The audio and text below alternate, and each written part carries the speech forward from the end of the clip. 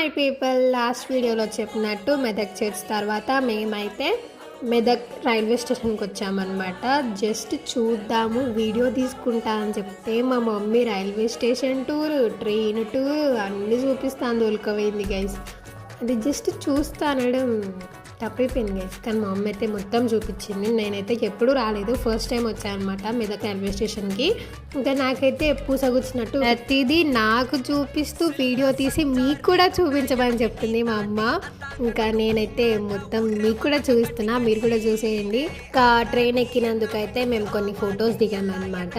ఆ కొన్ని ఫొటోస్ నేను ఆల్రెడీ నా ఇన్స్టాగ్రామ్ ప్రొఫైల్లో పోస్ట్ చేశాను, చూడని వాళ్ళు ఉంటే వెంటనే వెళ్ళి చూసేయండి. ఇంకా మాకు ఇంటికి వెళ్ళేసరికి చీకటి అయిపోతుంది కాబట్టి ఇంకా తొందరగా అక్కడ నుంచి స్టార్ట్ అయిపోయాము.